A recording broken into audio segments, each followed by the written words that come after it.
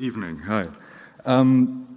Soon after accepting their invitation to introduce tonight's speakers, I began to realize that it wasn't an altogether straightforward task. I think many of you, most of you perhaps in the room, have a pretty strong understanding of the trajectory of their career over the past 25 years. For those of you who don't, well, over the course of what Adam assures me is going to be a 5-hour lecture, you're going to have plenty of opportunity to find out. So what can I say that's not kind of surplus to requirements? Well, I think there was perhaps one thing, which is to offer you some recollection of the time in the mid-18th century when I first got to know Adam and Peter. It was in 1995 when I first moved to London in order that Peter might enjoy the questionable pleasure of teaching me for the 2 years of my diploma. Somewhat frustratingly, it soon became apparent that many of my fellow students were quite brilliant. Jonathan Hendry, Annalie Riches of Mikhail Riches, Steph MacDonald of 6A, and Sylvia Ullmeyer of Ullmeyer Sylvester were just some of my contemporaries who went on to establish significant practices. A brilliant architect I was not, but that didn't stop Peter making a heroic effort to make me a better one. Sue, Peter's wife, once mentioned to me that he'd been awake at 3 o'clock in the morning the previous night worrying about my project, which rather concentrated the mind. There were voices of encouragement from elsewhere too. I remember on one occasion Peter Smithson coming to give us a crit. He concluded the day by telling us that our projects were all terribly municipal, but it wasn't actually our problem, it was our tutors. Peter and Sue were living then, as they do now, in a house that they'd built, I believe, substantially with their own hands, while living with their 3 children on site in an ice cream van. The house was also pretty compact. The children's sleeping quarters took the form of a series of shelves, which were closed off each night by a curtain. And they would later substantially remodel the house with the aid of some professional builders. But that first iteration had a certain kind of gimcrack charm. In an effort to conceal the water damage, I remember Sue had painted a kind of pattern of gigantic diamonds across the plywood ceiling of the main living area, something which Peter would note glumly invariably proved visitors' favourite feature of the house. Just across the railway tracks at Highbury, Adam had recently taken up residence at Swan Yard, the kind of fearsomely severe bachelor pad in which one imagines Nietzschean Superman might choose to live. Unsuspecting visitors were liable to be smacked in the face before entering, as for reasons of tectonic purity, the front door opened outwards into the narrow street. Inside, one encountered a notable absence of paint, windows, something of a recurring theme in Caruso St. John's later output, and handrails. Adam's bed was 2 stories up, reached by a ladder, and gave onto a kind of precipitous drop, which I always imagined must have somewhat cramped his social life. Swan Yard and the house at Fishtoft in Lincolnshire had announced Caruso St. John as architects of unusual originality and purpose. However, in that first year that I got to know them, I think it's fair to say that they were still struggling to discover what kind of architects they wanted to be. That struggle in part related to the difficulty of maintaining an exacting tectonic rigour on low-cost projects like the Stratford Advice Arcade, which they were then building with Mark Briley. But I think they were also struggling to define their own position in relation to the architects that they were inspired by. In London, Tony Fretton, Florian Bagel, and the Smithsons all cast long shadows. But they were also deeply interested in a number of architects working on the continent, something which was still kind of unusual in what was then a really quite parochial British architecture scene. 2 European architects in particular were strong influences. Herzog and de Meuron, one might readily guess, their kind of preoccupation with the rhetorical capacity of construction and with making architecture from a close reading of context both continue to inform Adam and Peter's practice. But Koolhaas was also a central figure in their discussions. Perhaps the project of theirs where OMA's influence most strongly in evidence is the entry they made that year in the Yokohama Port Terminal competition. It made the shortlist, but I think both Adam and Peter recognized that it represented a wrong turn. At the end of my first year, Peter invited me and my friend and fellow student Dan Jones down to Kent to visit a barn conversion that they were then completing. It's a lovely house, but again, I think they felt rather conflicted about the results. I remember some Sunday supplement photographs with daffodils on the dining room table being a source of particular anguish. On the way back to the station in the back of the builder's van, I remember Peter expressing his enthusiasm for the tile-hung agricultural buildings that kind of peppered the Kent landscape, something that came back to me a few months later when I saw the project that they'd spent the summer working on, their entry in the competition for the new art gallery at Walsall. During those months, Dan, who was considerably more adept with a tube of Yoo-hoo than I was drafted in to make the 1:50 model. And over that summer, he'd report back on progress. The monumentality of the scheme was certainly unexpected, given Adam and Peter's earlier work, and it evidently took them a while to come to terms with its implications. I remember Dan describing a long conversation in the office about whether there should be a clock on the top of the tower, a discussion which Adam had brought to a close by advising that clocks were fascist. And then a few weeks into the new term, they got the call from Peter Jenkinson, I think I saw it at the back, that they'd won the competition. And ever generous to his students, Peter invited a number of us round to his house that night to celebrate. And I remember it as a really magical evening. Peter's eldest, Caddy, had delightedly been liberated from her shelf. David Chipperfield, who had been on the jury, called to pass on his congratulations. I remember getting into a protracted argument with Adam about which lineup of the Mothers of Invention was the best, a crown of a question that we're still kind of at some odds about. And he also mentioned that they had recently made an important office decision. They would not be purchasing a copy of SML XL. Well, Peter never did make a great architect of me, but what I learnt in those years about how to read and talk about architecture went on to define my life in innumerable ways. I'm kind of fantastically grateful both for that experience and for the privilege of witnessing these two remarkable architects make those difficult early steps in their creative journey. They were my heroes when I was 22, and that's not changed.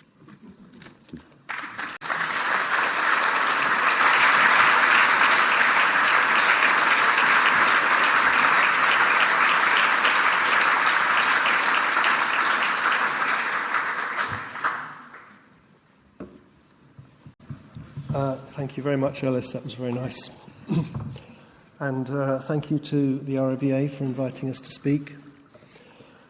And thank you, everyone, for coming. I can see in the audience our office and a lot of our consultants and some of our old clients and some of our new clients, quite a lot of students that we would have taught over the last 15 years at London Met, and other friends. And thank you all very much for coming. It's really nice that you're here. It does seem like a special event for both of us to have survived working together this long. So we've planned a different kind of lecture. We want to show this evening a very wide range of work, a sort of anthology of our work. And if it goes on for a long time, you'll have to take that up with my partner. And Alice asked me to say that at the end there'll be a couple of questions from the audience. So something that we're quite proud of is that we think there's quite a diversity in the work of the practice. We have done and still do small projects and interiors as well as larger projects. We do actually quite a wide range of different types of buildings in addition to the galleries that we are known for, and also our architecture tends to look very different in different situations. And that diversity, I think, comes from the various interests that we both bring to our conversations, architectures that we like, places that we like, things that are open in books when we work on the table. So we've arranged the lecture thematically around these interests, and there are 8 of them. I'm going to talk about some of them. Adam is going to talk about others, using projects to illustrate those interests. And the first interest is London.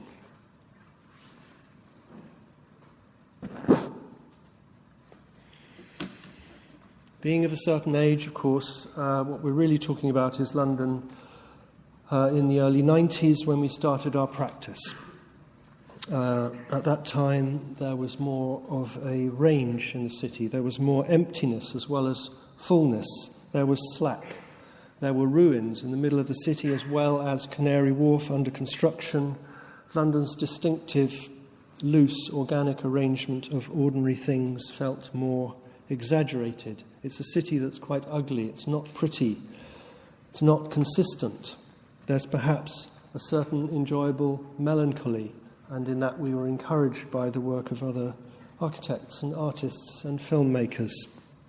And we also photographed buildings around London, places that we liked, such as this warehouse in Clerkenwell, which we liked because it was a very fulsome building, but also seemed to have rather a lot of it missing. And I think London at this time gave us a taste for ambiguity, for projects that were both new and existing construction together. A sort of imagining of London as a kind of coral reef in which things had accumulated over a long period of time. You didn't have to start from scratch.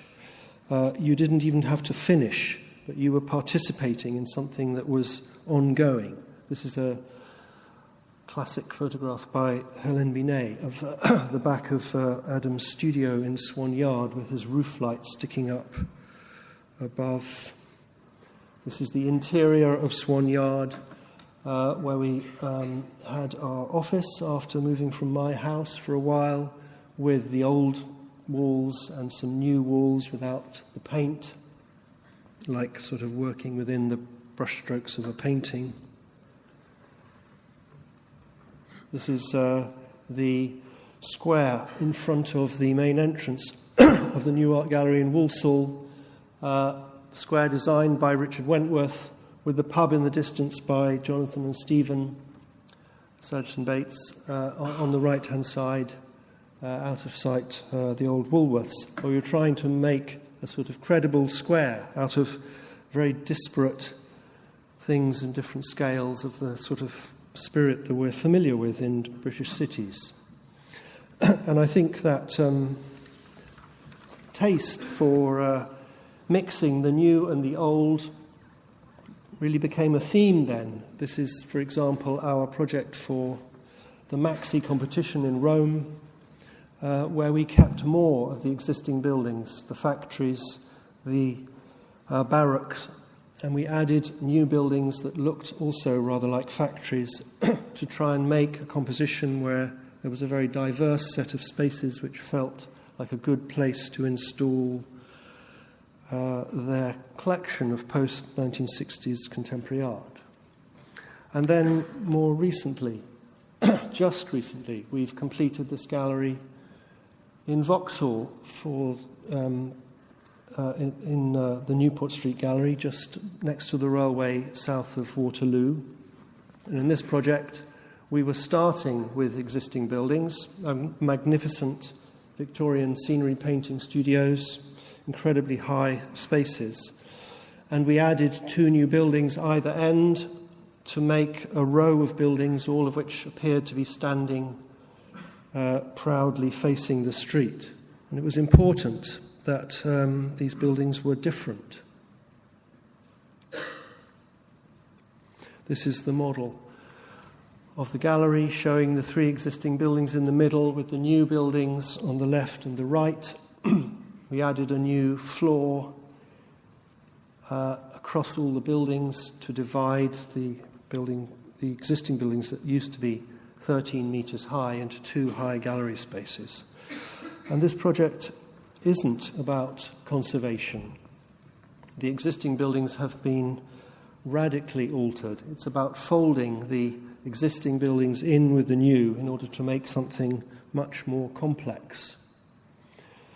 So when you arrive at the building on the street, rather unusually, with the new building on the left and in the far right, you see the whole array of the gallery spaces and its full scope laid out in front of you.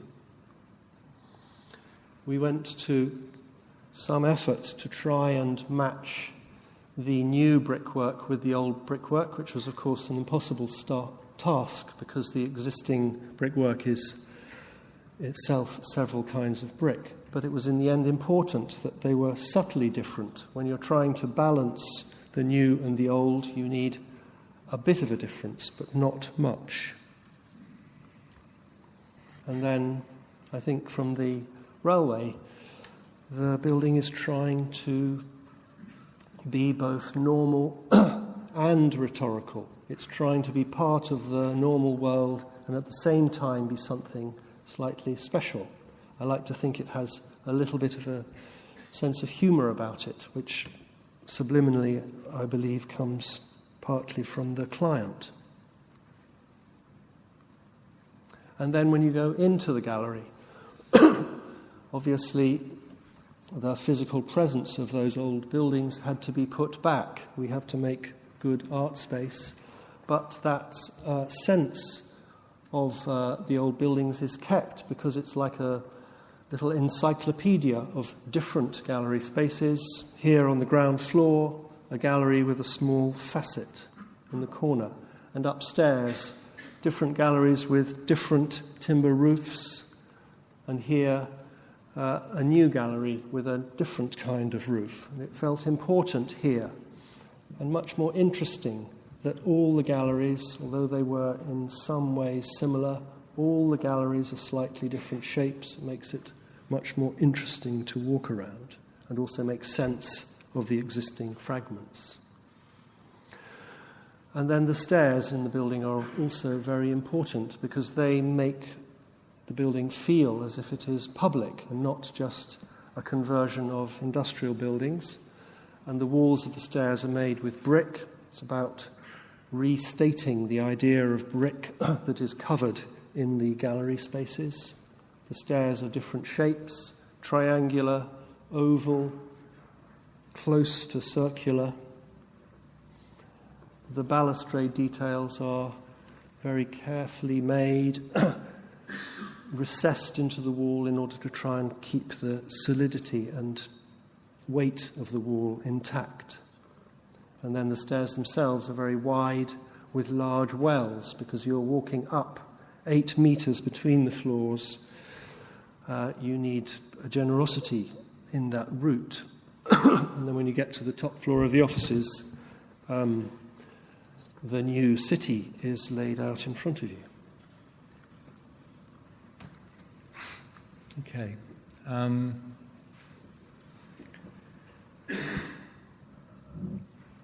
I mean, in the same way that London was a constant source for our early work, there were certain architects who were equally a presence when we were thinking about how to make our first projects. And one of those architects was Sigurd Leveretts. I remember the first time I saw Leveretts. I don't know if Peter heard about Leveretts at the AA, perhaps, but it was an issue of Quadern, which arrived in the office when I was working for Florian Bagel.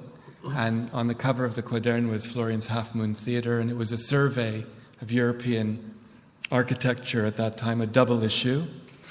There was a rather famous photograph by Phil Sayer on the cover of the theatre. And in that issue, there was an article about Leveretts. I can't remember if it was just, I think it was an excerpt from the Jan Aline book, I think. And then I remember Florian, it was his idea, we called up Peter Salter to come for a crit so we could talk some more about Leveretts because he'd heard about Leveretts from the Smithsons.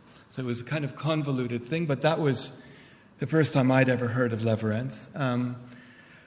And certainly when Peter and I started, and some of the first projects we did involved brick, which I can remember saying, the one thing I'll never do is build a building out of brick. It's such a shitty material. It's wet and imprecise and ubiquitous. But then I guess we realized we didn't have a choice, and maybe the ubiquity of brick in Northern European and specifically in British building culture, that actually offered an enormous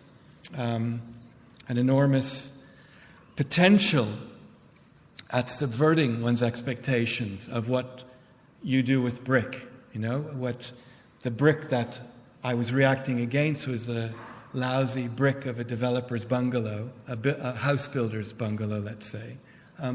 But in the example of Leveretts, who was using brick not at all in a didactic way, because although this brick is load-bearing, the bonding is it's a running bond, there's a lot of mortar, the thickness of the brick is really left quite ambiguous.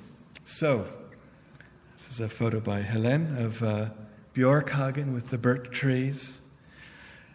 And then another photograph also by Helene of the side facade of this modest, but for us super important, early project in Fischdorf, this house on the flat landscape of Lincolnshire. And our clients are right there, which is great. And so here in a much more modest way, and in a way that befit the construction of a house rather than the construction of a church, we tried to use the idea of a veneer of brick to make something which on the one hand related to the builder's bungalows, which actually most of Fischdorf is built with, but also had a certain tension and presence. And that's the kind of side view where you can see where we did everything possible to subvert the thickness of the brick, which is only a half brick because it's a veneer, but we subverted it in the way we made the windows, in the way the brick turned the corner. So it was like a piece of wallpaper of fabric that was stretched over the volume of the building. A few years later, we picked up the idea of making a house in brick, a slightly larger house in West London, which is this project. And you could say this project really is our full-blooded homage to Leveretts. And maybe after this project, Leveretts faded a bit for us.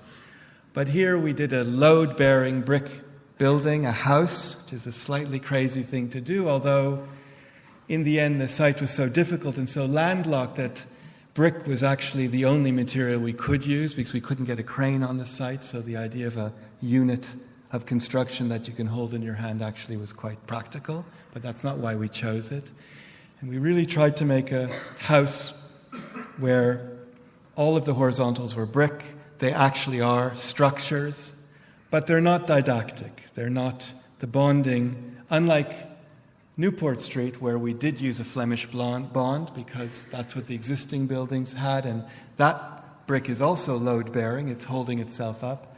In the brick house, where arguably the brick is doing more work, you can't really tell whether it's doing work or not.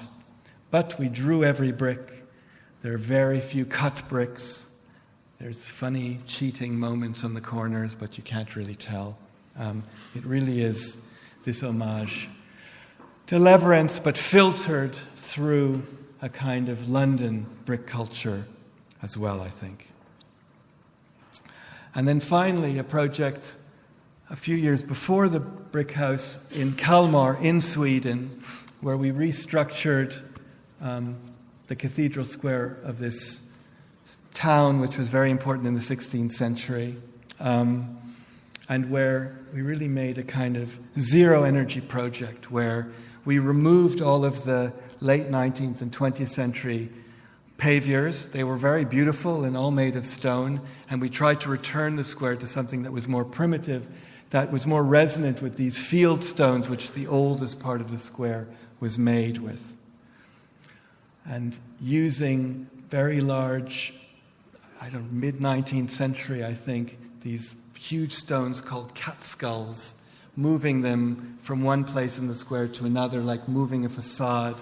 We were able to make spaces, and then by introducing precast concrete elements, we were able to make smooth ways, and then even underground fountains. And so using the theme of these stones, which are very particular to this place, and I think highly informed by the example of Leveretts about taking something to a almost ridiculous degree and seeing where it would take you and whether you could make something that just with its material intensity would have an identity.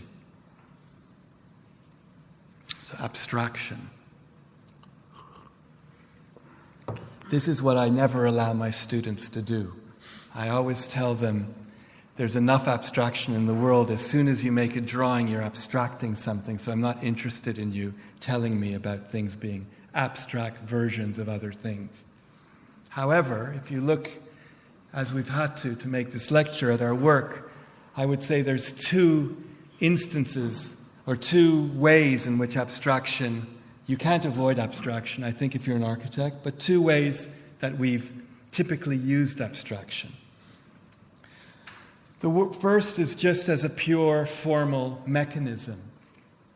I mean, when you make a drawing, it is an abstraction of something. No matter how fantastic a drawing of a space that Peter can make and does make, it's still an abstraction of the space you're talking about.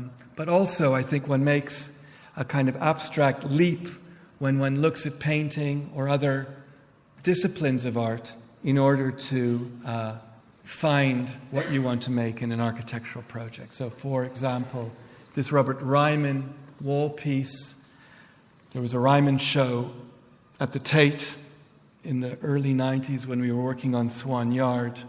I think I saw it first, and then Peter went, then the catalogue was there by our desk, and it had a direct relationship to how this facade turned out. I mean, it's not to claim any authority that we were looking at the Ryman to make the facade. It was just the Ryman facade was one of the things that we wanted this facade to be like. The kind of drawing I really like is just about the steel assembly.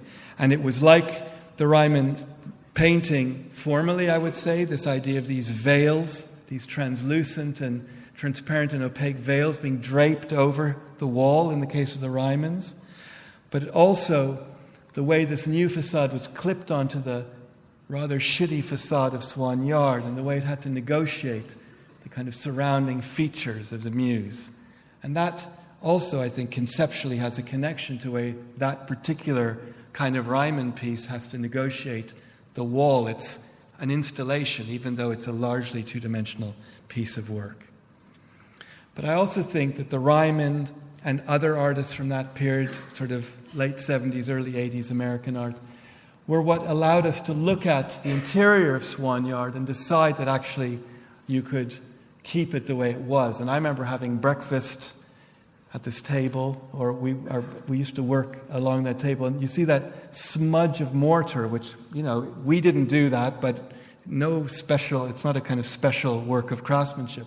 But looking at that smudge and seeing a kind of figure with its arm like this, and this kind of mess of masonry and mortar, it's kind of like watching clouds. And I think you see that kind of the picturesque potential of this messy construction. You see it because one is thinking through the filter of conceptual art, let's say. So these existing walls, but also things like this billowing plasterboard volume that rose up to make the first and second story of the building, which Peter already mentioned, which, we were really thinking about the Rymans, thinking about Rothko's, thinking about Matta Clark, and trying, not trying, being happy that through that work, through looking at that art, we were able to discover ways, we were able to discover what it was we wanted our architecture to show.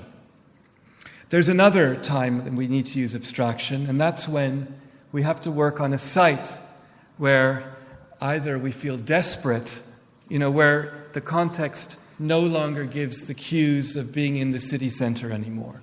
And I just wanted to show quickly 3 recent competitions in Switzerland that were like that. So one is the second competition we did in Lausanne.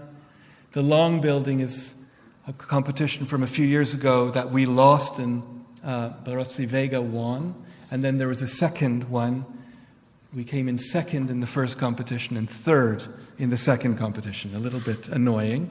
And in the second competition, the context was even more problematic because we had this very abstract first museum that was about to start construction. So what was already a difficult context had become even more abstracted by this first museum. And the second competition was for 2 more museums.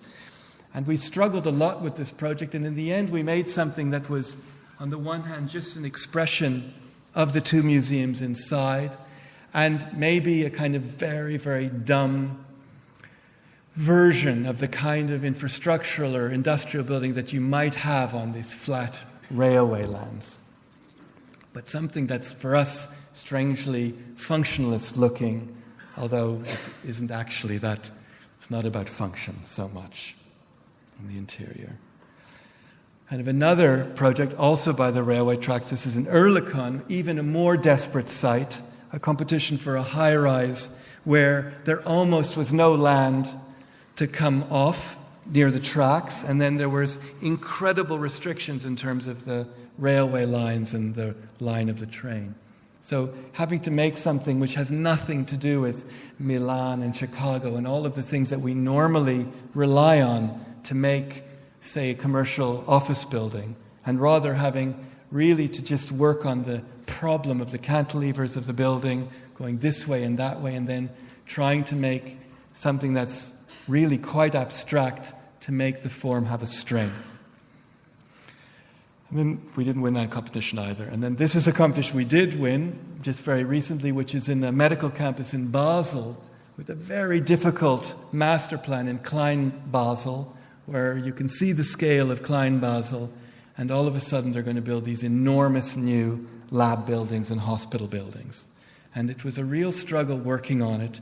And in the end, we made something that really was rather autonomous, which has a few small urban gestures, which I think is a main reason we won the competition, actually, because the other competitors didn't make those small urban gestures. But in the end, the building is somehow trying to express being a laboratory building, being about hygiene and these processes and this machinery.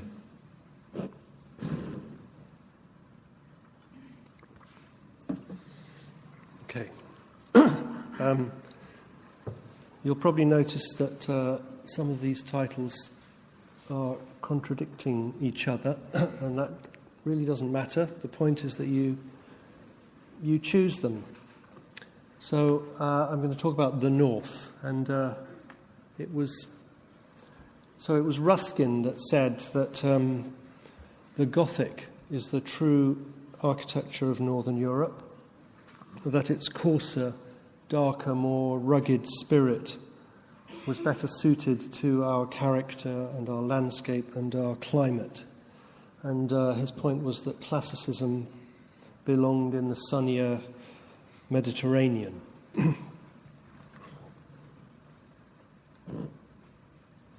And I remember when Adam and I first met, while we were working at Arup Associates, Philip Dowson used to like talking to us because he interviewed both of us and we were the youngest people in the office. And he used to tell us something rather similar to the effect that facades should never be flat. They must have depth because you need lots of shadow because the weather in Britain is so dull. So in situations where it has made sense we've tried to make facades that are coarse and deep and made with masonry, the kind of architecture that you find in the Gothic, that you find in medieval and early Renaissance country houses, in expressionist architecture, and even in industrial structures. So, this is the model that we made for the competition for the New Art Gallery in Walsall, where we thought of the gallery as a building rather like a kind of country house, quite literally like half of Hardwick Hall, a kind of building in which it had both very grand and intimate rooms, winding staircases, and roof terraces like Hardwick Hall. The building was one of the earliest lottery-funded regional galleries, and we thought of it as a sort of palace of the people for Walsall, where you could go up into the building and look out over their estate. In one direction, you could look out over the centre of town. In the other direction, over this magnificent industrial estate where lots of people either would have worked or their families would have worked.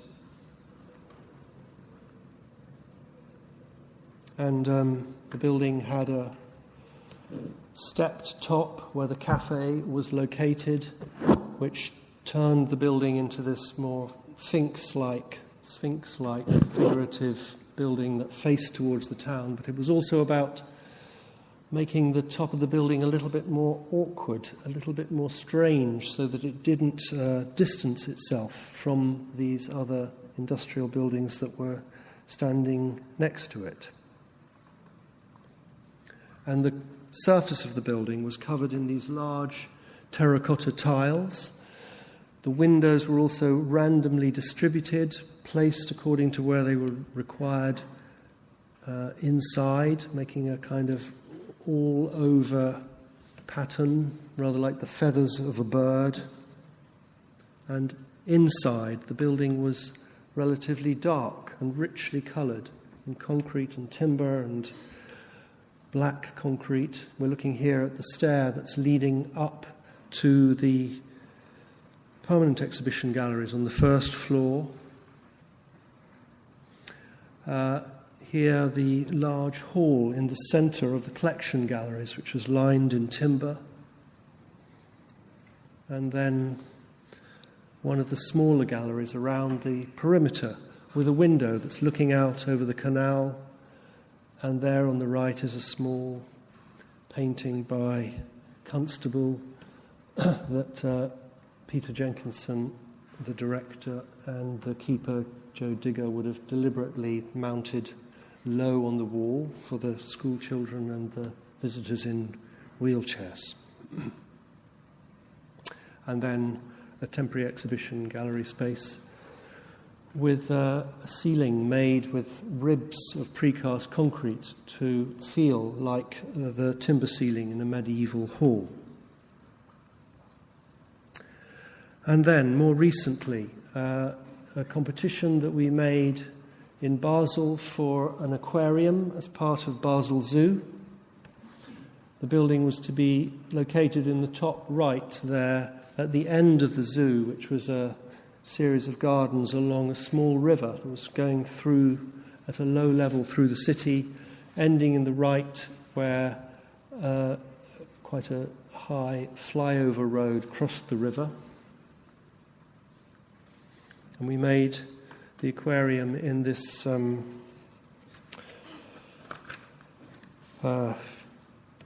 very tall concrete structure, like a kind of group of cylindrical chambers, like tanks, where the walls were perforated to allow a filtered light into the various levels of the aquarium.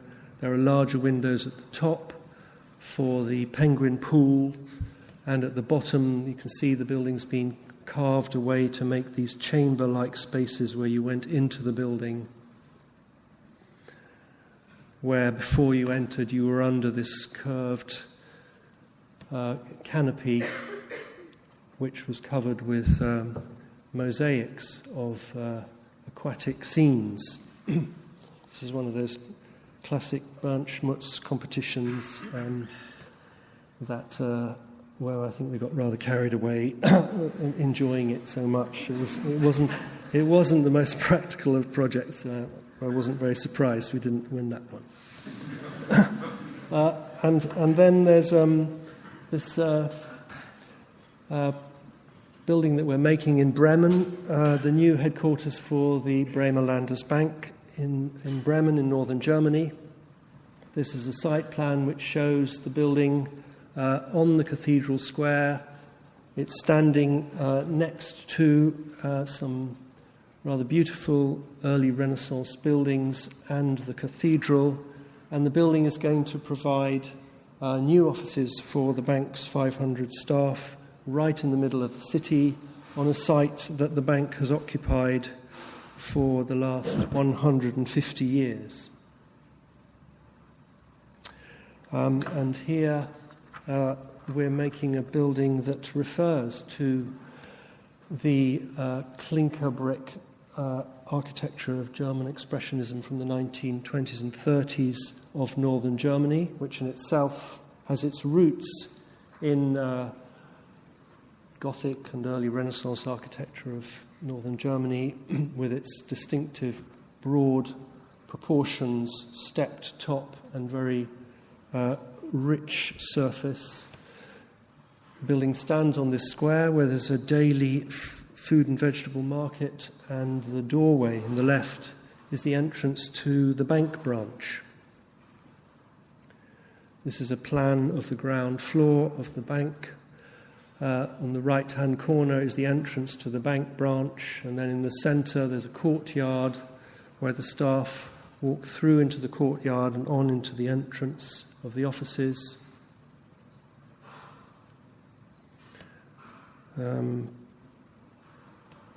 This is the plan of the office level above. For those of you might recognise the shape of the courtyard from a project by Leveretts in Stockholm, and you can see how the offices are arranged around the courtyard in the centre with a smooth facade, and the outside of the building where the offices face out to the city has a much rougher surface, incorporating on the left-hand side the retained facade of the original bank building from 1873. This is a drawing of the interior of the bank branch, which is a 2-storey space looking out to the cathedral and the town hall on the corner. The inner surface of the bank branch will be lined with a white brick, and you're looking here at the interior of the main entrance door to the branch, which is built in brick, and the facade, which is made with a dark clinker brick with ribs at the 2.6 metre centres that are required for the division of the offices that are ribbed. The piers are ribbed like a Gothic cathedral, and between the ribs there are bays of different depths, and there's an intermediate brick pier which is made in a lighter brick woven into the darker brick. On the left-hand side, the brick arch entrance to the branch, and the step top with its cladding of terracotta. This is a plan drawing from the package of drawings that we made for the brick tender, describing the different conditions of the external wall, which is a load-bearing brick wall held back by the concrete frame of the building, the wider bays at the base and the bottom right, leading up to the more undulating brick bays in the top left and the terracotta facade in the top left.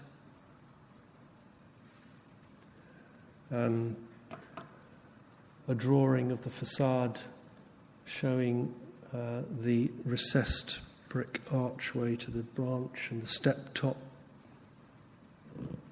And then the building is mainly complete and will be completed next year.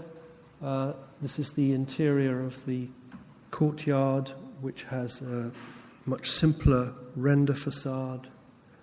On the top floor is the cafe and restaurant for the staff. This is a sample of one of the bays of the office elevation with the ribbed piers, the undulating bays below, the precast sill of the window, and then the lighter brick intermediate pier. This has been made requiring quite a large number of specials in brick, as you can imagine, and also testing the skills of some extremely good Bremen bricklayers.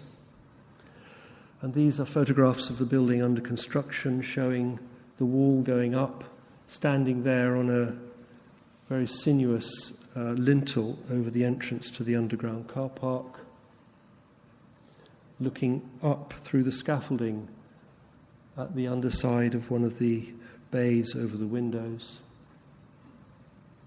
And there, unfortunately, a very poor photograph of the timber scaffolding that is supporting the brickwork that's been built over the arch of the bank branch entrance. Okay. And then I'm going to continue with another theme to talk about the city centres of Chicago and Milan. And we're talking specifically here about Chicago in the second half of the 19th century and Milan approximately 1915 to 1965, sort of 50-year periods in which there was an amazing consensus in how to make the centre of the city. A kind of way of building in which, in many ways, the buildings were very consistent. They had sheer masonry facades that were rising directly from the back of the pavement. They had a lot of surface articulation. They were interested in proportions and ornament.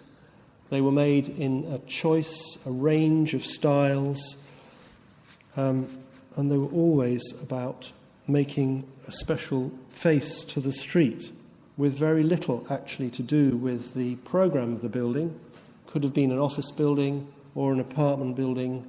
It could be a hotel. It could be a public building. We're looking here, for example, at Adler and Sullivan's auditorium building on South Michigan Avenue in Chicago. So it's a bit of a theme for us that this is something that you just can't do. You can't make streets like this with buildings of steel and glass. So we like to make facades generally in masonry. This is an image from an exhibition of our work that we had at the AA about 10 years ago. You can see the fireplace there, showing a model of an office building that we made for Argent at King's Cross. Perhaps the first time when we started to use ornament in our projects. Although on the left there's a facade detail of the Museum of Childhood.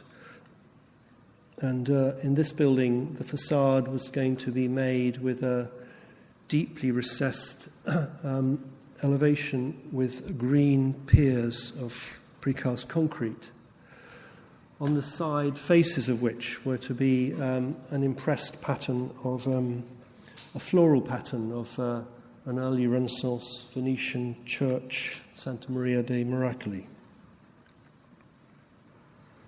And then this is Nottingham Contemporary, where the facades are made also in green precast concrete, which are standing around the galleries in the lower floors with a kind of deep scallop, with the upper levels, the roof lights and the plant rooms clad in a scalloped gold anodizing. And the building is, in a way, making reference to its location next to the lace market, which is standing behind the building there, this very dense collection of factory buildings, Victorian factory buildings with very decorated elevations that made lace when, in the late 19th century, Nottingham was the world centre of lace making. And here the facades, which are deeply scalloped precast concrete with cappings of gold anodizing, are wrapping around the building like a curtain. You can see here the precast pieces in the yard of the factory where the surface of the precasting has an impressed pattern of lace that we chose from the selection available. And here the facade with its lace pattern hanging in the wall around the entrance canopy leading to the front of the building. And then a project that we've finished a couple of years ago in Zurich, a commercial project which is part of the master plan to redevelop land to the south of the main railway station in Zurich, with the Swiss National Railways, the SBB, acting as the developer. And it's a project that we made in collaboration with the Zurich office, Bossart and Verkehr. It's a building that has shops on the ground floor, offices in the middle floors, and apartments in these two towers on the right-hand side. And you can see that the towers, because they're apartments, have pitched roofs in copper and even chimneys, because the apartments have fireplaces.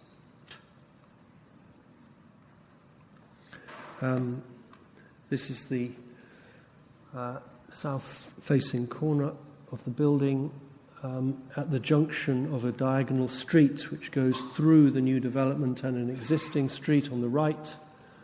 You can see how in the distance on the right the new buildings follow a rather consistent maximum height, and we decided to make our building lower along the street and then higher on the corner in order to make the building have a more figurative proportion. I think it resembles an office building from the 1950s in Milan, rising sheer from the pavement, but made here with a facade of precast concrete rather than stone. You can see the facade has a system of piers and lintels that are made in a light precast, and then reveals and piers and infills that are made in a darker green precast with all sorts of textures, extremely rough, smooth and polished. You're looking here on the left at the entrance to the apartments, on the right an arcade for a cafe. These are the shop fronts where around the reveal of the opening is a moulding made with polished concrete with curved corners in black. Here's a detail of the polished concrete in green and black. And finally, the very large rough lintel over the underground car park entrance. Okay. So Peter talked about the north, but we're also interested in the south. Or at least we're very aware of the legacy of of Greece and of Rome. And I guess my dream is that one day we could actually do projects that use the orders in a rather straight way, but we don't know how to do it yet. Like, we're not old and experienced enough yet, but we'll get there. I think the example or the presence of Greece and of Rome is relevant to every architect. You know, it's a 2,500-year story of architecture, and even longer, because if you think about archaic Doric temples, there were archaic Doric temples from 600 and 700 BC. And it's quite an extraordinary thing to be part of a discipline where there were ideas put forward such a long time ago that have consistently come back again and again in waves and been reinterpreted by further generations. And it's only really the 20th century, and they've been reinterpreted by amazing architects in the 20th century, for instance, by Leveretts, by Asplund, by, I can't think who else, but other architects too. But, of course, uniquely, with a kind of conventional modernism, it became more difficult to reconsider what it was that was so compelling about a Doric temple, for instance. Like, I think that there's something very deeply held in these forms, something very deeply held, like a secret or a core about European culture that's held within these forms. And to me, it's not a nationalist thing. It's a kind of, this is one of the things that in the West we truly share, these forms. So it's actually a kind of very open narrative, the narrative of classicism. There's also Roman architecture, which we know more about the interiors of Roman architecture. It's an interior from Pompeii, or Herculaneum, I'm not sure, I can't remember. And I just want to show some projects where perhaps we haven't done yet a full-blown Corinthian order, but projects where we had to engage with the spirit of Greece and Rome in different ways. And I think in the series of interiors, we've come closer and closer to engaging more and more, in a more and more simple and straightforward way with these traditions. The first thing, which isn't explicitly about Greece, it's actually an exhibition design that we did in the Duvines at the Tate for an exhibition of English neoclassical sculpture. So this is a kind of very English, a show of very English art, but English art that was made for and collected by kind of people who were in a way buying into a certain, validation or an authority by collecting these objects. Many of these collectors also collected objects from antiquity, but those antique objects perhaps wouldn't be portraying subject matter or people from the 18th and the 19th century. For instance, busts that were actually contemporary busts, but made in a classical manner. And our project to install these works, and we didn't have a huge amount of time or money to make this exhibition, but it's, in the end, I think it was a real kind of a powerful installation. I think what we were picking up on was the quite English romantic interpretation of classicism. You know, that classicism is not only something about kind of canons and sets of rules, but it also is the foundation for a very English picturesque tradition that we see in English landscapes and in this sculpture. And that was something that we were trying to remake in this exhibition. Perhaps a slightly more pure Greek experience that we've had is the work that we've done over a number of years at Downing College at Cambridge, and an amazing campus designed by William Wilkins, really his most intact neo-Greek project. I think one of the English architectural projects that comes closest to, say, the spirit of what Schinkel was doing at the same time in Prussia. Kind of very refined and light classicism, and a project which in the end, it was the beginning of the project, but then it was the last part of this project, to remake, to restore, but also remake the dining hall. This is the kind of ante-room of the dining hall with the sculpture of Wilkins over there, which we moved here.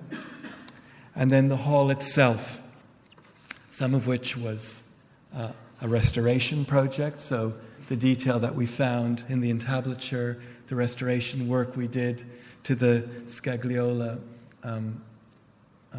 pilasters. Other things were very speculative, like the colors that we applied, working with Stephen Chambers for the walls and for the ceiling, which we had no evidence of what they were. And then, perhaps even more speculatively, the furniture and the lighting, which we didn't do in the manner of Schinkel, although we looked a lot at Schinkel's furniture because it just would have been too heavy and in a way too difficult in terms of its atmosphere. Instead, looking at Asplin's furniture for the Stockholm City Library as a 100-year later iteration of neoclassicism and as a way of making furniture which was more appropriate to a dining hall in a contemporary college, but a hall that was made in a neo-Greek manner.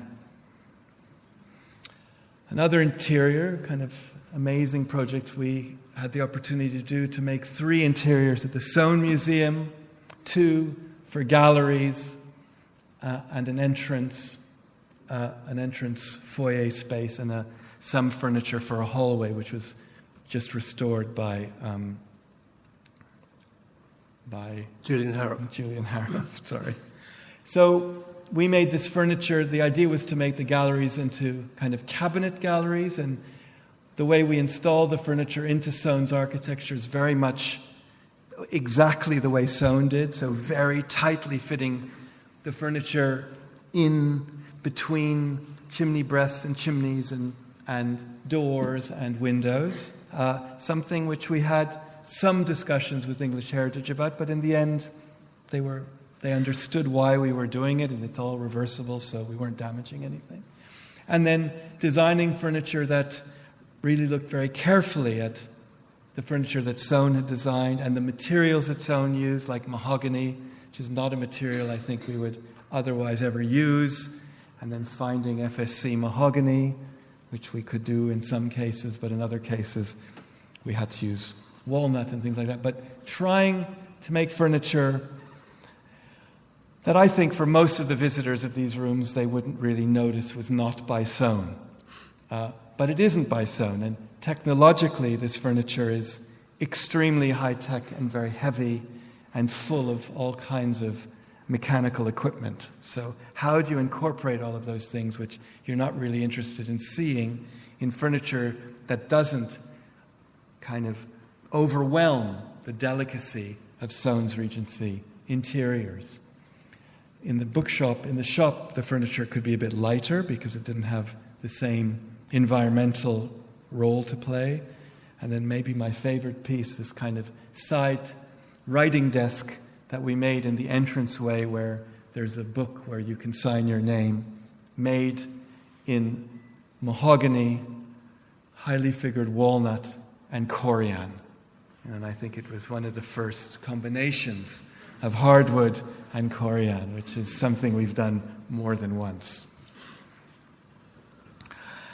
An engagement with Rome in another way, kind of with the church, and a Rococo interior is kind of Roman, but it's a kind of Baroque and Rococo Rome.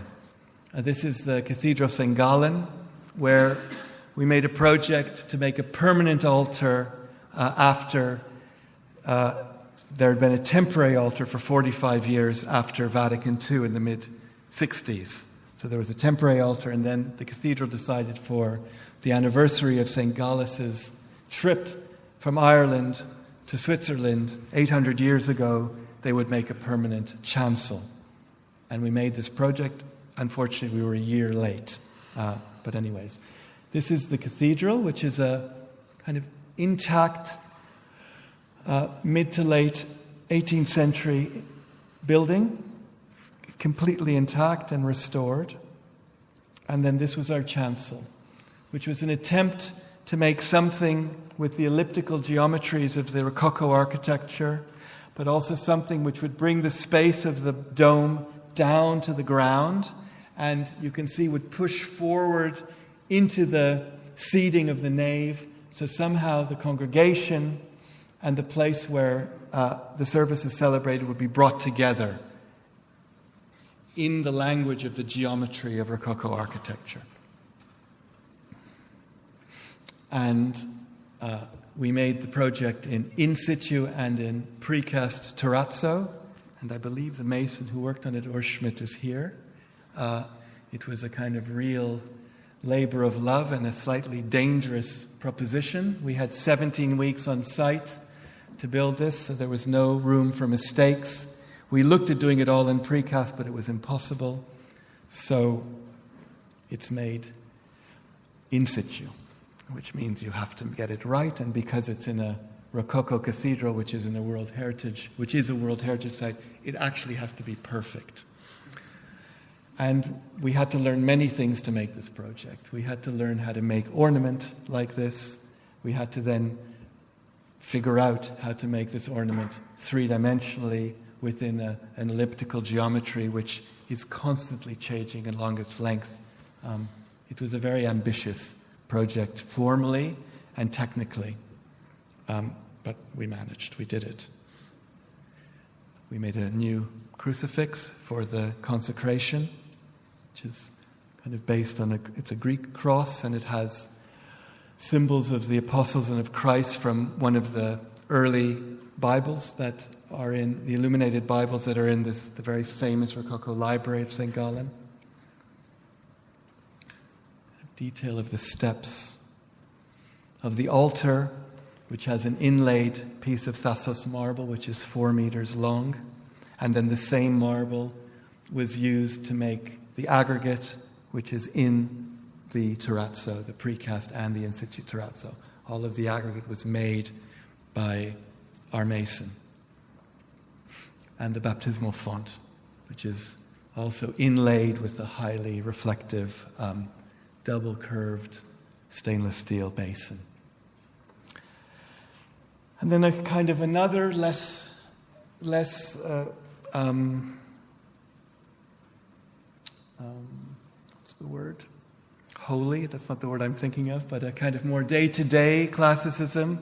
Our work at Tate Britain, which is a classical building, but you could say is not the greatest classical building in the world. It's a kind of very late Victorian building verging on the Edwardian. Its exterior has expected moments of pomposity. The fact that the architecture isn't so great, I think, contributes to the fact that the galleries are actually very, very good. They're a little bit reduced, and they actually work very well for all sorts of art. And our project at Tate Britain, which hopefully will carry on, but we've done the first phase of, was really to, in as full a way as possible, engage with the architecture that we were presented with, and shift it from feeling pompous and a bit faded to something where possible felt magnificent, or in other places we would add something which would give it just a little bit more energy, because we're not that interested in pompous architecture. We try to avoid it. And so in the reception space, this is really a space which we restored, where we made new lighting and new furniture, and where we really just wanted, where we thought the architecture, if it was just levered into the right position with a few interventions, could become something quite magnificent. In the rotunda, where we made this major intervention of this new stair and floor, we had to kind of rise to the occasion, and here you could say there's a kind of, not a tension, but an energy that comes from this new stair, this new floor, this new decorative motif, which is based on motifs that exist in the building already, but done in a larger scale, in a new way. And I think it does bring an energy to this rotunda space, even though it's an incredibly incorrect thing to do in a classical rotunda. Making this hole in the middle of the rotunda is really not not what you're meant to do. And we desperately looked for precedents for it, and we couldn't find them. They don't exist because it's incorrect. So sometimes you have to go against, because we try to be historically literate, at least. But, English Heritage, who were a fantastic partner in a way on this project, they understood that there were compelling reasons to do with how the building worked, to, for once and for all, make a gesture which said that the lower level of the Tate is a public level, which it has been for 40 years, and by making this intervention, you kind of formalize that, even though it's not correct according to classicism. And then this stair coming down into this more crypt-like space at the lower level, which you could say is the real invention that we reiterated. We restated the rotunda at the lower level, so instead of being a very confusing labyrinth, which it always has been, because it wasn't designed to be a public space, the rotunda carries through to the lowest level, and it also organizes the spaces that are around it. Feels a bit Lutyens, I think, what we were doing here. And then in the galleries, I think a lot of people wouldn't know what we did other than clean them, even though almost everything in that photograph is new. So it was a project where the interventions were always trying to be consistent with the architecture we found, but were sometimes very, very radical in the amount of material, but rather invisible in terms of the apparent change, and sometimes more strategic, but with a greater change. Okay, art and practice. A lot of the work that we do is to do with making spaces for art, especially in this country. And I just want to talk about two things in relation to that. Peter, at the beginning of this talk, was talking about London, and I talked a bit about some artists that we were looking at. I think when we started our practice, the example of contemporary art practice from the late 60s to work that was being done when we started our practice as 1990 was a huge example to us, an example about how you could look at the apparent ugliness of the contemporary city, the problematic relationship of contemporary production to just our environment and to society, and how you could turn those things into very productive images, very productive work. So that's one thing. And early on, we did lots of projects which very directly stole things from artists like Robert Smithson, Gordon Matta Clark, Richard Serra, people like that. Joseph Beuys. We talked a lot about those artists, and we didn't talk about them to show off. We talked about them because we really saw in their work a way of engaging in a really productive way with especially early 1990s London that we were surrounded by, which at the time seemed needed a huge effort of imagination to engage with, but actually one can be very nostalgic about that time now if one thinks about 2015 London, which seems to have less potential. The other thing, though, with art practice, and maybe the more direct reason that we find ourselves being asked to do buildings for art, is a kind of real love of going to see art, of going to places where art is installed in a way that can be moving, where you really affect it in a very direct physical way. This no longer exists, which is a bit tragic. This is Hallen für Neue Kunst in Schaffhausen, this amazing private collection which was installed in these textile factory buildings. And this is this Beuys installation. And I think the spaces that we've made for art always are trying to achieve that reciprocity between the art and the space in order to make the most powerful experience possible. And in that, I think we've been influenced by people like David Sylvester, filtered through, let's say, Nick Sirota. There's a kind of tradition of how you make an exhibition, that an exhibition is made to prioritize one's experience of the art. It's not the only way of making exhibitions, and it's maybe even a bit of an old-fashioned way now, I realize that. But nonetheless, I think it's quite a productive way. This is a very early project. It's a competition entry that we did, and it's a kind of us making a project which is like one of Robert Smithson's mirror displacements. It's kind of trying to use glass and mirrors as a mirror to the context of the project.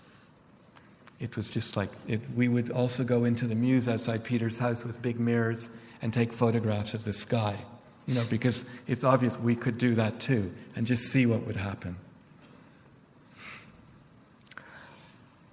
We've done a lot of exhibition designs, and I think they're a really good way to assess what galleries are like. And when we do exhibition designs, generally we're brought in to mediate somehow between the art and a curatorial narrative and the space.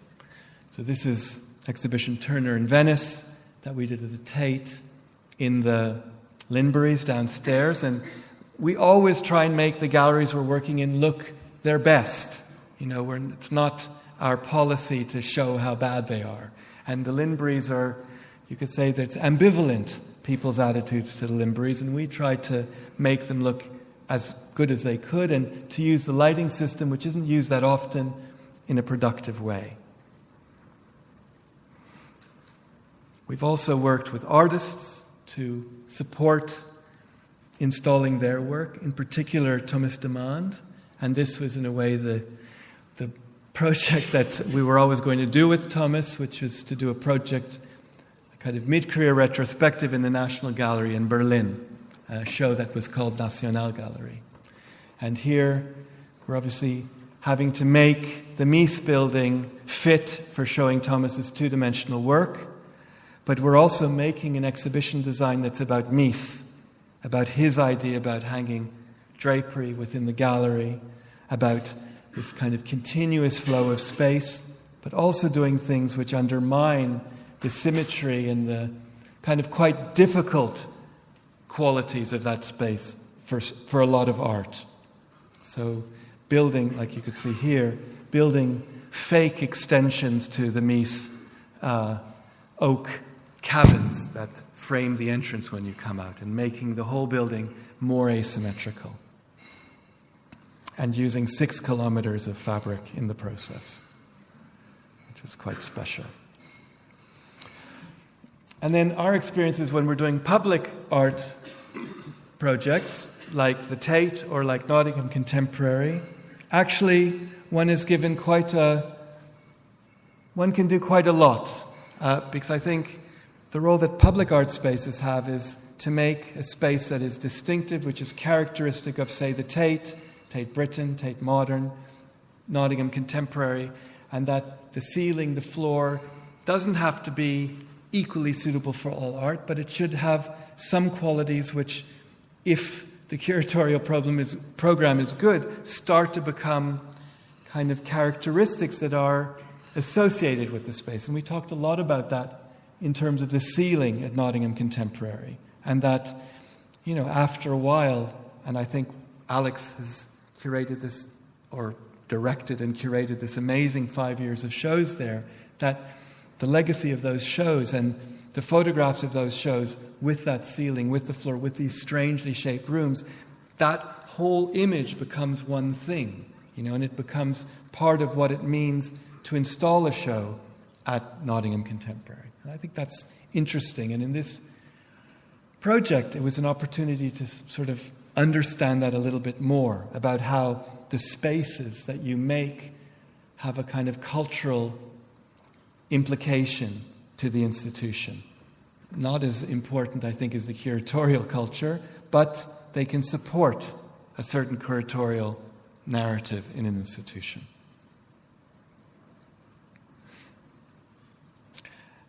And then on another kind of side, making commercial art galleries, which is quite different. Although we still try to make absolutely the best spaces that we can for art, I think commercial galleries are they're more conservative in terms of the gallery space you make, not because they're selling spaces, I don't think, but because a lot of the shows are living artists, they all have different opinions, and for a gallery like Gagosian, who have very powerful artists, it's very important that all of their artists are happy. And so it's a consistent discussion we have working with Gagosian, that this artist and that artist have to be happy. So these are the galleries we've done for Gagosian Gallery, who are, I guess, our best clients, because we've been working for 16 years with them, and we've done all of these galleries. All but one is still open. Only Hedden Street, which is that one in the middle on this side, is no longer a Gagosian Gallery. And it's been an amazing experience to work, and when we first did the first gallery at Hedden Street, we were a bit scared about what it would be like. But actually, it's always been completely productive, and the more work you do together, the more productive it becomes. And I think what we've managed to do with their gallery, with the galleries we've done for Gagosian, is, yes, they're less specific than the public art spaces we've made, but we've always managed to make them specific nonetheless. So the first gallery in Hedden Street, which is just off Regent Street, we resisted, and there wasn't a huge discussion about it, we resisted making a concrete floor, for instance, because we were nowhere near any warehouses, and the gallery wasn't very big. So we argued that we should make a terrazzo floor there, and the gallery understood why we would do that. And as long as the terrazzo didn't look retro and didn't look like a joke, they were up for it. So that's the first gallery. I'm not showing you all the galleries, don't worry. And this is a gallery we did in central Rome, in an old bank building from the beginning of the 20th century. And there, you could say the shape of this space, which wasn't obvious it would work as an art space, but it has. But also the floor in Pietra Serena. And the whole way you enter the gallery is extremely connected to one's experience of entering interiors in Rome. And so even within a kind of gallery that has to be good for Cy Twombly and Chris Burden and Richard Wright now, you can still do things that are quite specific, which I guess is what we always try to do. Gallery just off the Champs-Élysées in Paris. And then finally we did do a gallery with concrete floors, the space in Britannia Street, which is in an ex-industrial building, a municipal garage. And then a gallery we just finished in Mayfair, which has, I think, the most beautiful timber floor we've ever managed to do at some cost. Sort of emotional and financial. But it's really beautiful, and it's a floor like all the others, which will get better and better as it ages, because it has such a kind of intense capacity in its material to age. Okay, this is the last point, typology. Peter and I think we've been really lucky, the projects that we've got to do and the clients we've got to work with, but we've always really what we want to do is work in the city and work within the tradition of architecture in the city, with pieces of city. And we've got to do that more recently.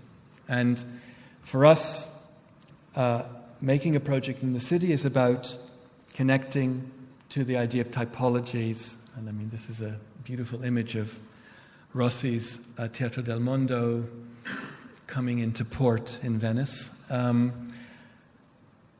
it's not just about the Rossi project here. It's about the Rossi project in relation to Venice. And the idea that Rossi was making a very, very serious discourse about the role of typology and of history and of permanence within the city and within the architectural discourse. But he also made objects that had a kind of lightness and an artistic content, actually, which had nothing to do with that, which had everything to do with his personal impetus as an artist, as a form maker. And that's something that we're interested in, that typology isn't a doctrine, it's not didactic, it's something you need to know about and you need to feel, but there's also enormous freedom in how you can handle typologies in your projects.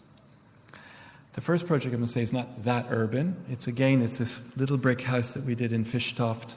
And I would say it's the first new building we did, so it was the first time we had an opportunity to make something that had a typological content.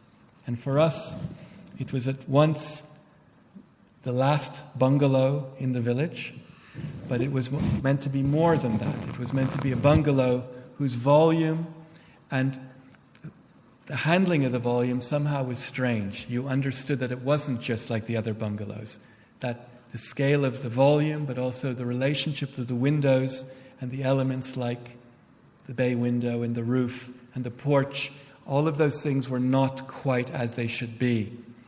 So that it could relate to the bungalows, but it also could relate to the landscape it was facing out to the church, to the agricultural buildings, to the side. So that's the carport, the porch.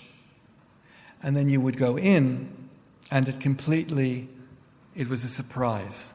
So instead of being a building with a cellular pan and small rooms, you actually went in, and it was more like a poor man's Palladian villa. Yeah? It was a modest house, but a house that had a very unexpected surfeit of space and of volume and of connection to its site. And of course that interior is not completely separate from the exterior, it's connected. That's why these windows have a slightly strange scale. That's why we thought that this brick skin, could feel as if it was stretched a little bit too tightly around the volume of this house. I'm going to show two more urban projects, one which is completely new and one which is completely within an existing context. So this is a project that we've just made the planning application for in Antwerp in the old dock area. And it's a project which is within the site of an old convent, which had a master plan made by Rap and Rap. And then we were invited by Rap and the developer to make a competition for 1/4 of the site.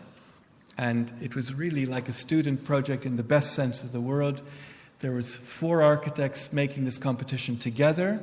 We were the big architects in this scheme, which was good. So we got to do the big L-shaped building, which in a way is like the cloister of the project.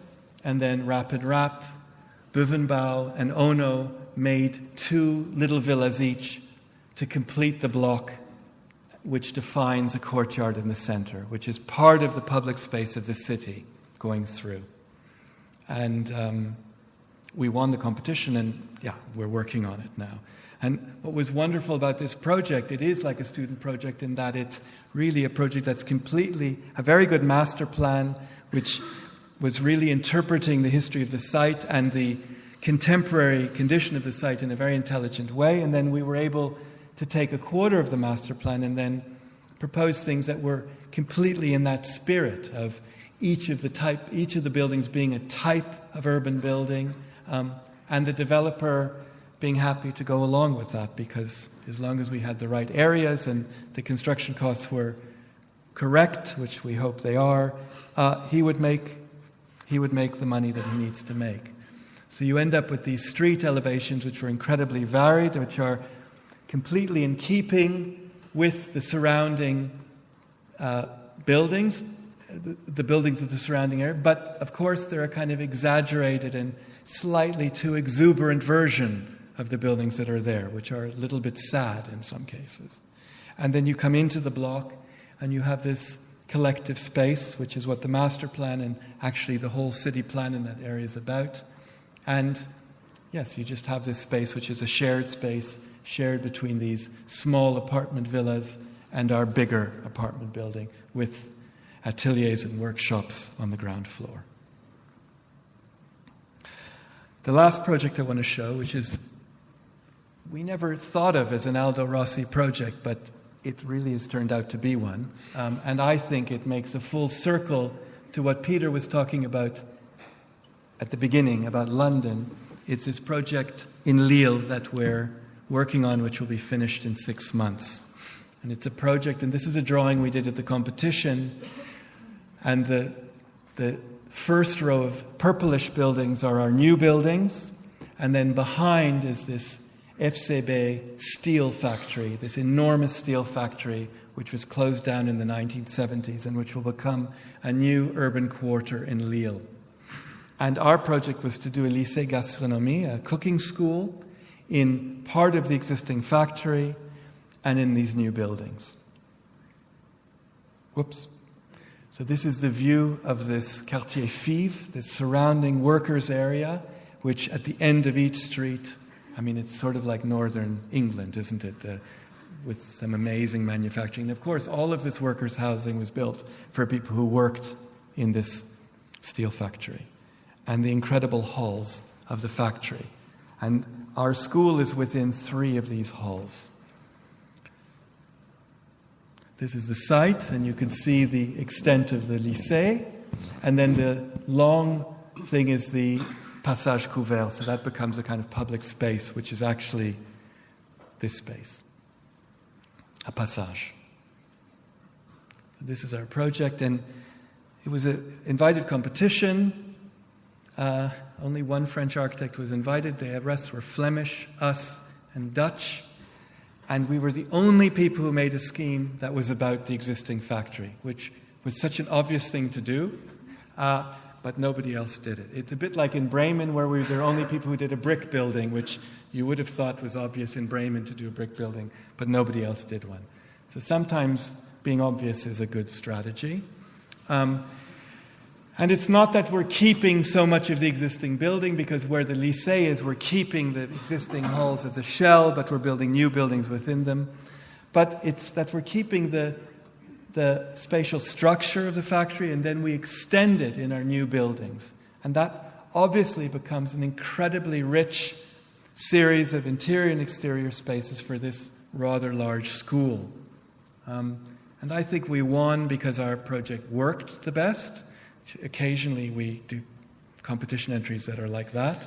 But it was also, I think, politically, the politicians could understand that we were really validating and using this powerful symbol of Lille's industrial heritage in the making of a new important institution for them, but also the only public part, well, the major public part of this new quarter. And so I think symbolically it was very, very clear why this was a good thing to do. That's the plan. I don't need to go through that. So these are some views we did. So this is the entry into the site from this side. Straight ahead is the passage, and to the side is a gym which is shared between the city and the school. And then this is looking in the other direction, a yard which is between, on the left, the existing and the new sheds have the school. And on the right is the gym, and then the student residence, the internat, and then the apartments for the teachers in kind of 3 smaller versions of the big production sheds. This is the passage, which has on one side the lycée, and then in the heart of the lycée is this amazing garden which was designed by Pascal Cribier. And between the new buildings are also gardens. So all of the circulation spaces of the lycée look into this garden. So this is the project a month or 2 ago. And we really were trying to make a French project, so there's no fancy details and lots of standard products. But all of our contractors think it's a totally crazy English building. But interestingly, a lot of the subcontractors are incredibly proud of the project, and they're showing lots of people around already. So the main material is this red concrete, which is shot blasted, and the color, it has a color enhancer which hasn't been put on yet, and the color of the concrete is very close to the existing brick of the sheds. And then there are these colorful roofs that we're putting on. And yeah. So this is that view that I showed you, the new buildings and the old buildings. And you can see these viaducts which are going across. So all of the rainwater is collected and goes into a cuve, which will be used to water the gardens of the whole quartier. So there's a kind of water collection idea to do with, it's meant to be very environmental, the whole ZAC. We'll see if they manage it.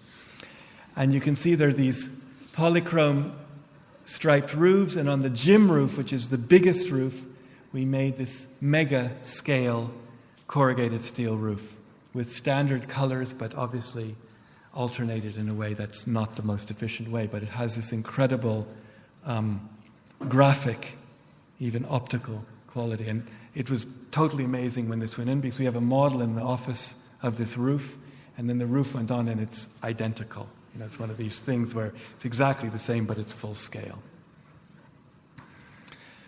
So this is one of the sheds, a new shed, because there were two smaller sheds which we demolished, and we're doing twins of the big sheds.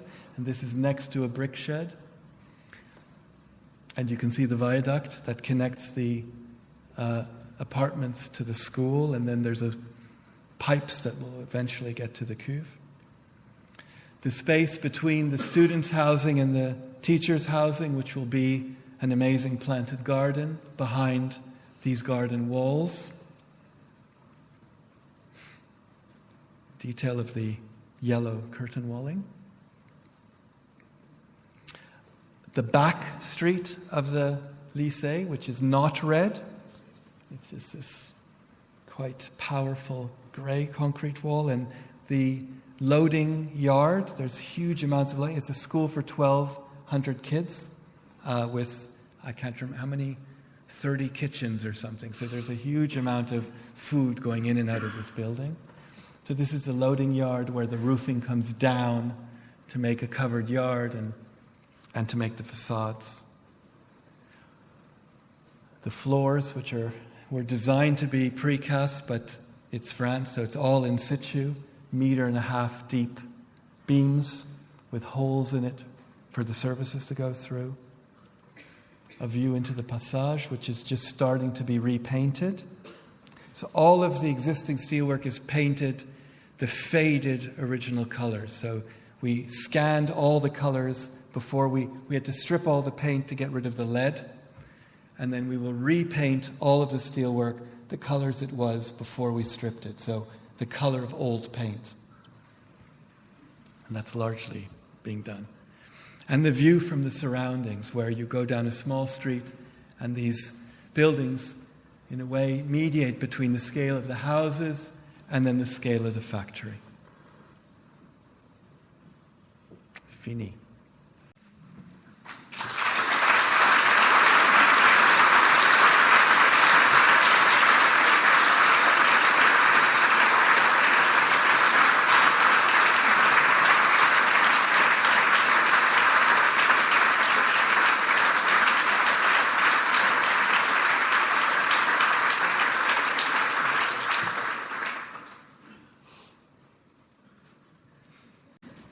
We said there would be 2 questions allowed, but they're not mandatory.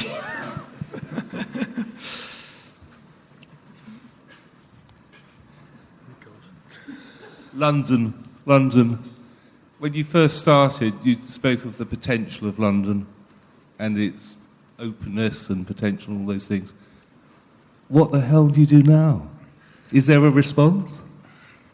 Yeah, I don't know. Do you think?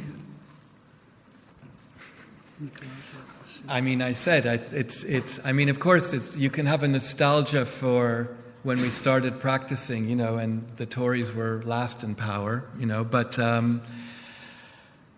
obviously, a lot of the potential has been seemingly used up, hasn't it? And used up in a way that isn't necessarily how you would have dreamt about the potential being realized. So it's difficult. I guess as architects, we're always optimists because we think that architecture is a positive act, but it's difficult to know what one does.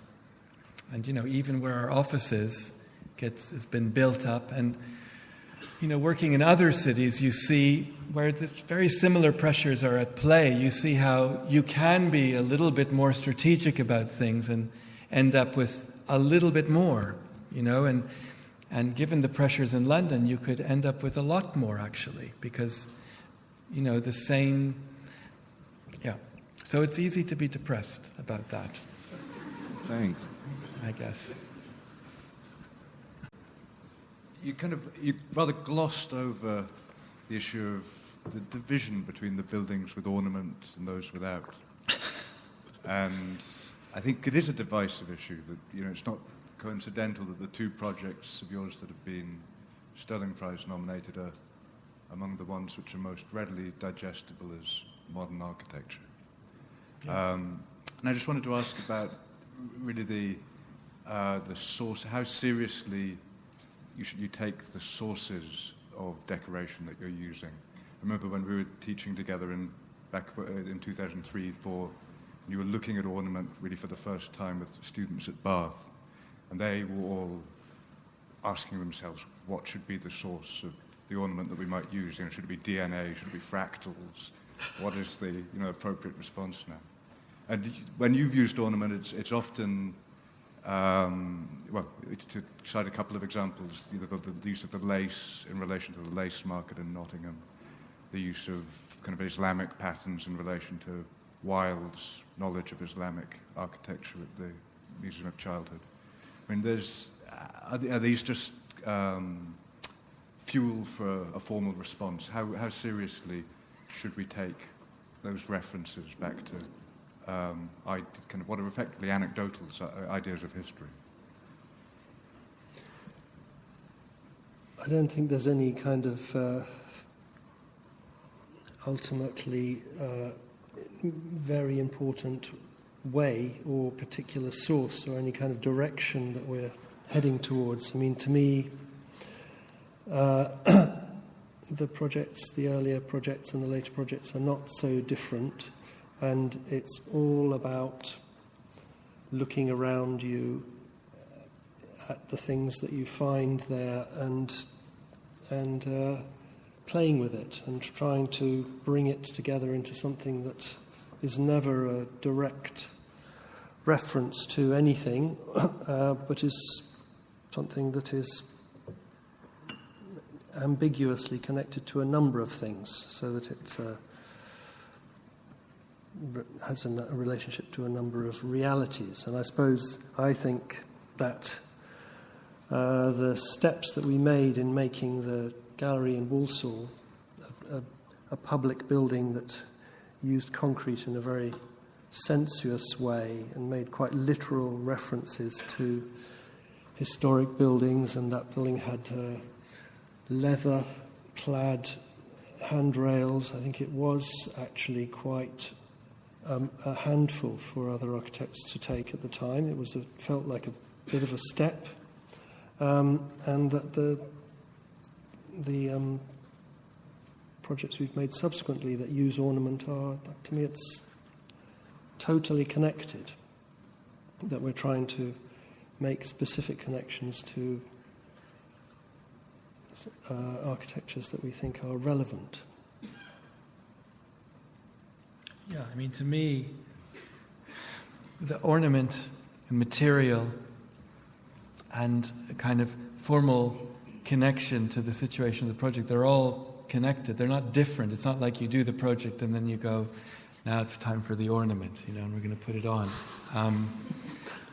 I gave a lecture to my students last week showing 4 projects. I think we showed all 4 of them where we used ornament, and I showed how, for us, how important it was that the material, the way you made the facade of Nottingham, let's say, and then the scale and the atmosphere of the ornament, how those things were one thing, and that the final way in which that ornament was done and the way it was scaled and the way we actually managed to cast it into the concrete, that was a kind of 1-year process.